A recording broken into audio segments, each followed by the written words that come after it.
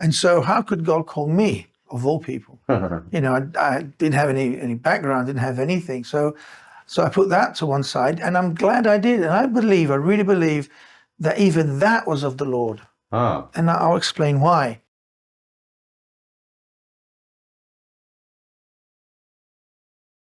Well, welcome, and we're so glad that you have joined us today. And we have with us today an old friend of mine. I've known him for a long time, and this is Robert Tully, and he is a missionary to Brazil, and also a good friend of mine and our families. And there was a time when he was a part of the church I pastored, and that's also very special. I've got some questions for him. We're going to take some time, and I'm just going to ask him some questions, and we're going to go through that. But it's good to have you, Robert. I'm really glad that you're with us. Glad to be here. And thank you for coming from Brazil. I just wanted to, first of all, I wanted to go into your salvation testimony. That was the first thing I have here, is I wanted to talk with you about your salvation testimony when you came to the Lord. And so why don't you start with that? Well, I got saved in July 1991, 21st of July. Okay. And I wasn't really looking for Jesus or salvation. Quite the opposite. I believed, I was an atheist, wanted nothing to do with the Bible. And you grew up in Catholicism, right? I grew up in Catholicism, although a very bad Catholic at that.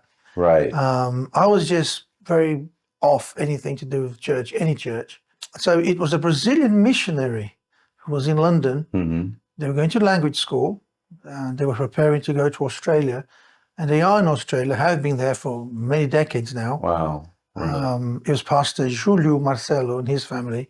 We met in a supermarket aisle, and we just struck up a friendship there. And we would frequent his house. He would frequent our house. During the 1 year that we lived nearby, after a year, he moved on.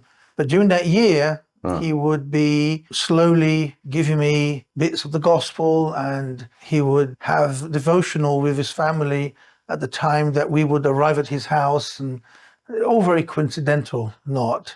But then he would invite us to listen in, and then he'll invite me to read a passage of the Bible. And so that somehow the word of God made its way to my heart. Right. But after about a year of this, to be precise, 11 months, I got under very deep conviction to the point that, although he had asked me previously the question, if you were to die today, are you 100% sure you go to heaven? I went to his house on that day, and I told my wife, Simone, I said, if he doesn't ask me that question today, I'm going to ask him that question. Because I was fearful even of going out in the street. I was fearful of being run over or not. I was scared of dying because I knew I wasn't saved. And you'd go to hell. And I'll go to hell, exactly. So I was in a very deep conviction of that. And so that evening we went to his house, and I didn't have to ask him. He asked me, and I told him, well, I'm glad you did, because I was going to ask you that question. What do I have to do to make sure I can go to heaven? Yeah. And so he basically presented the gospel, which he had mentioned it and talked to me, and I knew it from the past year. But it was on that night that he basically put it together in such a way.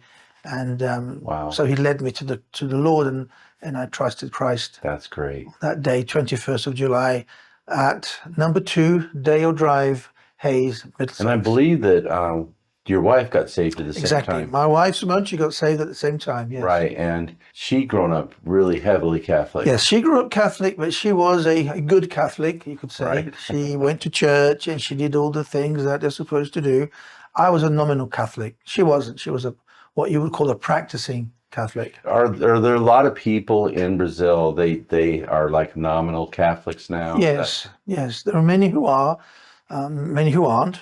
Right. But there are also many nominal Christians who are not Catholic. Do you think, like in Brazil, I mean, just talking about even when you were growing up, was there a lot of strong, like kind of like rabid Catholics there, or, really into it? Yes, there still are. Yeah, and wow, okay. Is it like the most attended church there today? I would say so. Yeah. Yes. Well, we'll get into a little bit more about your ministry over there, and I think you can share a few things about that.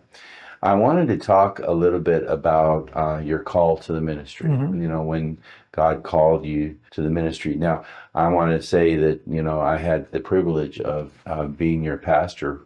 I think it was about 5 years, maybe a few more than that. Maybe it was 6, but those were blessed years. And I remember you being there and all the times that we spent together.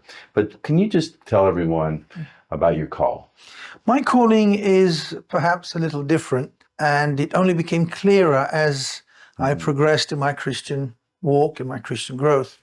But today, looking back, I can definitely say that my calling came literally within hours of being saved on that very day. That's interesting. However, Yeah. I didn't really understand what it was. Right. For one thing, I didn't believe that God could call somebody to the ministry, whatever that meant at the time, for my understanding, one who had been so anti-God, anti-Christian. I wouldn't say a God hater, but almost. Right. Wow. And so how could God call me, of all people? I didn't have any background, didn't have anything. So I put that to one side, and I'm glad I did. And I really believe that even that was of the Lord. And I'll explain why. Okay. Up until I met you, right, and Parkview Baptist Church down in London, right, we had been going to other churches, right, some Baptistic churches. Here in UK, you'll call them Baptist Union. Yeah. And so I can't help but think today that had I given traction to my calling at the beginning of my Christian walk, if I perhaps wouldn't have gone into the ministry, but under a different view, let's say. Right. Because it was only after I came in contact with you and what I now understand is independent Baptist doctrine, right, that my calling took traction. Right. So had it really got going previously, I may have ended up, I say this jokingly, but I may have ended up digging wells or planting corn or doing some other social gospel. Exactly. I may have been, and that's why I believe the Lord delayed my beginnings in preparation. I'm not necessarily against somebody digging wells or planting corn, things like that. Absolutely, I agree. Of course, but if that's all that they do, I mean, and they're not really actively winning souls, they're not actively witnessing and giving people the gospel, that they may take care of them in the present, but what about their eternal future? That's the most important thing, is where is their soul going to go, because we're all going to die someday. So at first, when you started coming to Parkview Baptist Church, you came to me, you and Simone, and one day you asked me to baptize you, and I remember that, baptizing you in the swimming pool. I remember that, yes. And that was a special time. That was a great privilege for me to baptize you. I was a little surprised. I thought maybe you'd already been baptized, and then you explained to me that actually the man that led you to the Lord was a Presbyterian. That's correct, yes. And so they poured water on your head. That's correct. But you knew that you needed to be immersed. Yes. And as a child, I'd been sprinkled. Right. In the Catholic tradition. Shortly after you were saved, you really felt the call. And then when you came to Parkview Baptist Church, you were strengthened in your call. And then you were guided more towards what we believe, the King James only position. Absolutely, yes. Soul winning, being separated. All those different things you started to notice. And I remember many times where you'd ask me questions and you would say, so tell me about why do you believe in the King James Bible? And I'd go, oh, okay. And then I'd go into the scriptures and explain it to you. And then you'd say, I've done a lot of research and I see why you believe this. And I understand that. And I remember when we had that discussion, how that kind of took me back a little bit. I was somewhat surprised. You were surprising to me, and you just kind of looked around. You didn't really say much that first time. I remember that. Then you left, and I remember I visited you, and you didn't really say much then. And so I was really surprised the next week when you came to church, and then afterwards you took me aside and you said, could you come to our house for a meal? And then you kind of shared with me, he said, I really want to be a part of this. And then when I went to your house that week, your wife's a tremendous cook. She is. Yeah, and she cooked us a beautiful meal, and we enjoyed that. I think you taught her how to cook, didn't you? No, No. I dare not say that. But I did. Smart No. man, you're wise. But then you brought those things to me. And then what else did you do? While you were at the church, what else did you get involved in? Well, children's ministry, the bus ministry. Yeah, you start bringing people to church. Yeah, soul winning as well. And we did Sunday afternoon soul winning for a while. Oh, we loved having you guys. We did a bunch of stuff. But there was a day when you came to me and you told me, I think that was the summer of 1998, wasn't it? You said to me, we're going to be out of town. We're going to Brazil to visit with family. And so you left, you took your family to Brazil. I think you were gone for a couple of weeks. Yes. And then when you came back, you confided in me, didn't you? Yeah. What did you say? Remember what you said? Well, those 2 weeks we went there, Yeah. we went out soul winning, Yeah. me and my wife, and even our daughters came with us. And just our family, we saw hundreds of people saved. Wow. And we were amazed. It was of the Lord, of course, and I think that was to basically close the deal and to confirm His calling on our life, to be honest, to be in the ministry, and more specifically to Brazil. So that was a turning point. That was in 98, you're right, yes. It was 98. But it was just a phenomenal situation. We had people who would hear the gospel, they'll trust Christ, then they would go and fetch friends and family to come back, and they'd say, now tell him. And this kept going to the point where we would spend literally hours in one spot, and people almost queuing up to hear the gospel. That's amazing. So that was very unusual. Yeah, and you'd already been with us for a year because you came to us, I believe it was July of 1997, if I remember Yes, right. that's correct. And then a year later, that's when you went. And then you came back to me and you shared with me, you said, I have to go to Brazil. And I remember you said it like this. You said, I wasn't expecting this. I wasn't expecting this. I wasn't even thinking of this, but I am called to go to Brazil. And I think in a way you were a little nervous about telling me, and I think you were a little sad in a way because you were enjoying being at Parkview so much. Well, yes, I had a good job, a good church. My family was there, and my wife and daughters were happy. You know, we had a happy situation. Yeah, in fact, I have never met anyone that knows computer work and software work like you do. Even to this day, you're great in software engineering. And you had that job, I think it was called WorldSpan, if I'm right. Yes. And if you would have stayed in that job in London, I think you'd probably be in the six figures, and you may have gone beyond that. And that would have been really nice, you know, holding on to you with, you know, this guy that was really sought after. I mean, you were, you know, I think you would have done very well financially here. So that was a great temptation for you to do that. But you knew that God had called you. Yes. Go ahead. In fact, when I handed in my resignation notice at my work, they offered me pay rises, promotions, transfers, all sorts of incentives for me not to leave. Right. And had I known that would have happened, I would have maybe tried to resign a year earlier and then and then stayed on to reap the benefits. Sure. But no, it's nobody blames you for that. Sure. But that's what you did, and you resigned from them because you felt the call. You knew that God was calling you to Brazil. That was more important for you to do that, and I think in a way take a financial loss. So you started raising support here in Britain.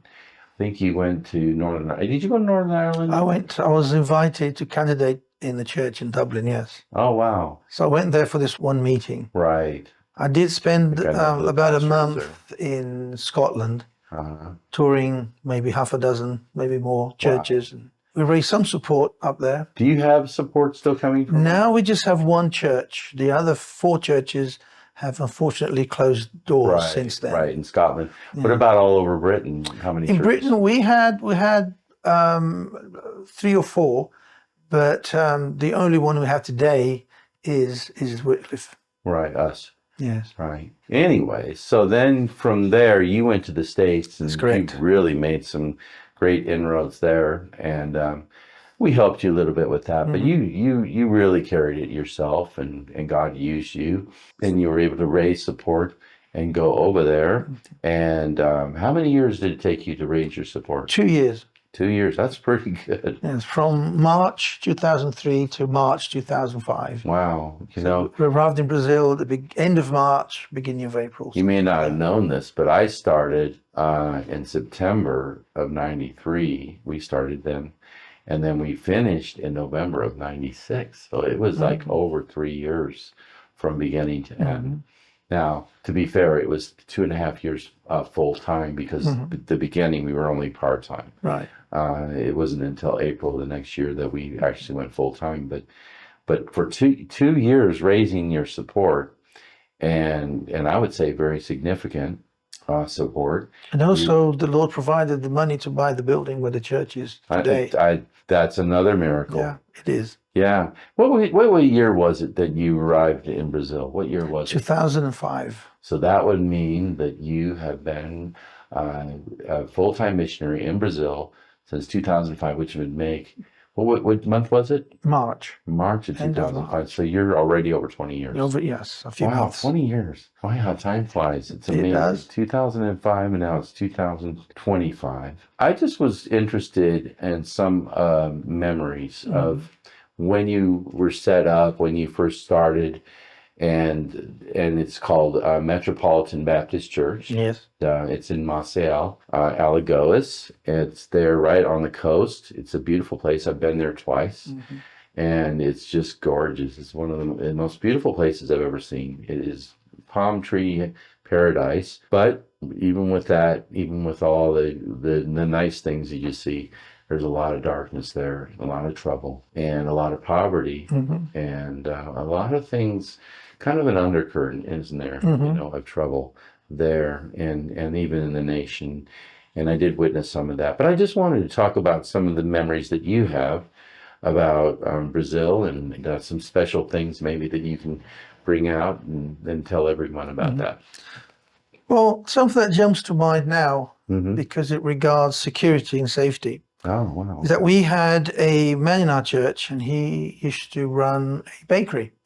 Well, one day his bakery his name was Rogério. Did I know you? I think you met him for sure. Yeah, okay. And one day they were robbed. He reacted to the robbery, and the men took out machine guns and sprayed the whole bakery with hundreds of bullets. Now, miraculously, he and his wife and his kid, Nicholas, they escaped. Somehow, it is a miracle, but they were unhurt. The place was completely shot up. And so the neighbors heard the shooting, called the police, and then this went on for a while because he had a gun. He wasn't supposed to. You're not supposed to have guns in Brazil. So, right. So he returned fire, and the shooting went on for a while after his wife and kid ducked in the back.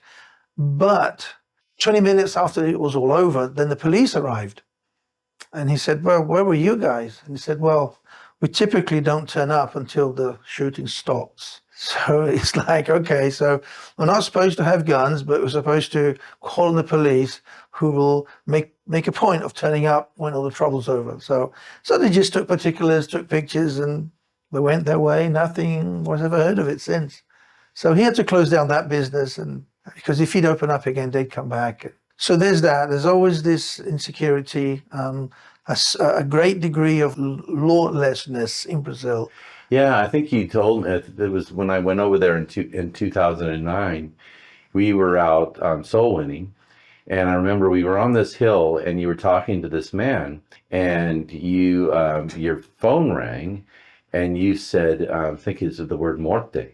And I know a little Spanish. I don't know really any Portuguese, but there is a connection there between Spanish and Portuguese. That can be a detriment, by the way, if you know a little Spanish and you don't really know Portuguese. But anyway, you said morte, and I know that that's death. And I'm like, something happened, somebody died. And I could tell by your seriousness that something had happened. So then after you closed the call, I said, so what's happened? And you said, there's been a shooting, there's been a killing.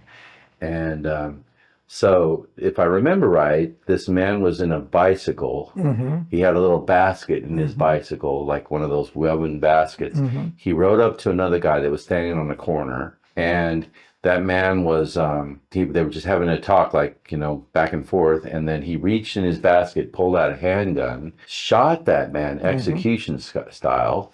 The man fell down dead and bled everywhere. And I saw the pool of blood a little later. And then he put his handgun back into his basket and rode away like he was going to a Sunday picnic. Yes. Like he's not going to get in any trouble for this, And then you proceeded to tell me that there would be no inquiry and none. Can you tell me a little bit about that? Because that's interesting. Well, the call I got that I answered, that was my wife, because they were soul winning. Oh, okay. Right next to where he was. Right. Not very far at all. That's right. And so she called me saying, "Look, this has happened," And I said, well, first of all, is the guy gone? Is the episode over? Yeah. Said, no, he's written off as if, like you said, nothing's happened. But everybody's okay. So I said, all right, then there's nothing to be done. But yeah, that's the lawlessness there is in Brazil. That is amazing. In Brazil, it's the law that the very first conviction you have, you do not get the sentence carried out. That is. Now, if it be petty theft or murder, if it's your very first conviction, that's it. You get slap on the hands, don't do it again, and that's it.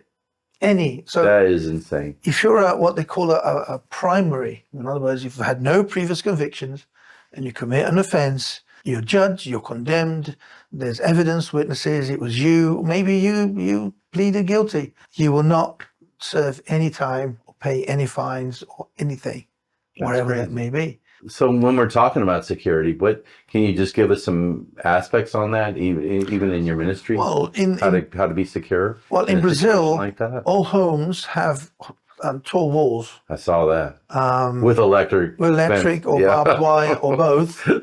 The church, for example, we keep our church doors open for the first 15, 20 minutes of the start of the service. We then lock those doors. Yeah. We padlock those doors. It's the gates, actually, on the outside. So when you're having church, people can't just leave. Oh, no, they can't leave. But more importantly, nobody can come in. Now, we have people who stand at the door. So people who are coming in late or visitors who are coming in, we'll open and let them in, of course. Okay, right. But we don't leave them open all the time, because there are cases where thieves will enter a church service and basically rob the church. Wow. We've had our church broken into twice during these 20 years. The first time they took the sound equipment and other things, mainly sound related, and microphone speakers and so on. Right. And another time they broke in, but they didn't manage to get a wide enough opening where they could carry anything of size. So they just went in and they messed the place up and broke a few things out of spite. Which is terrible too. Yeah, so expenses. Such a violation. But twice, but we should be considered lucky. We've heard of other churches that have had that happen more often. Yeah, I think it's so important. I mean, we have a lot of security here at our church, and this is in England. Yeah. But the crime is, if somebody gets convicted for a crime, they're in trouble in this country. Impunity in Brazil is rampant. That's awful. Just that really, you kind of blew my mind when you told me. I think you even told me a story about a guy getting shot, and he was an American missionary over here. Yes, not trying to discourage anyone, by the way. Brother Leonard, he was a missionary kid, and he grew up in Brazil. He was American, but he grew up there. Wow. And he went to Maceió, and he started quite a pioneering ministry there with the regular Baptists. And he started 2 or 3 churches there. And one day, in one of his church plants, and this was maybe a few months after we arrived, so this must have been June, July. I didn't know that you were 2003. Some men came into the church and asked at the end of the service somebody, says, "Where's the pastor?" And they said, "Oh, it's that guy over there." So they just walked up to him and shot him 6, 7 times right there in front of his wife, kids. So after the service, everybody was there. He didn't die. Miraculously, he was flown medevac to the States. Today, he is paraplegic, has no movement from the neck down, And he went back to Brazil, and he works teaching at the regular seminary down in the south. I didn't know that man actually survived that. Well, the thing is, it wasn't the shooting that made him paraplegic. It was the hospital infection. Oh my goodness. That he got in the hospital in Maceió that caused the nerve damage. It wasn't. If there had been no hospital infection, he would more than likely have had a normal life. You know, lots of rehabilitations, but he wouldn't be, you know, where he is today. So it wasn't the shooting; it was the hospital infection. So really, when it comes to the calling, this guy, that sounds like an amazing Christian to me. He is like a guy that's just he's given his heart, and you know, like Paul would talk about the things that he suffered for Christ, and you know, when we have to understand that when it comes to our faith, we need to accept that if we're going to be persecuted for righteousness' sake, you know, Christ says that we're blessed for that, and we don't look at it that way. You know, we don't want to go through those times. But if that's where we're going, if that's what's happening, then we need to accept it. So here you are. I mean, you left your safety in England. You left your six-figure income, or better than that could be. We don't know. You left a church that you know you were working with and you were enjoying, your family was enjoying, you were growing in your faith, and you went to Brazil, and you went to a situation that is somewhat volatile, and but it's beautiful there. You know, there's a lot of beauty there. Can you tell me a little bit about the beauty of Brazil and some of the special memories? You know, like some of the beautiful memories you have about through the years, some of the people that were reached, and all that. Can you just kind of share with me that? Well, Brazil's very varied as far as scenery is concerned. You have deserts, mountains, swamps, jungles, coastlines. I mean, there's a little bit of everything, given the dimension, the continental dimension of the country. So there's lots there. Wow. But what really makes an impression, has made an impression, of the people. We have people in our church. They've been there from the very beginning, and we also have people who have joined recently.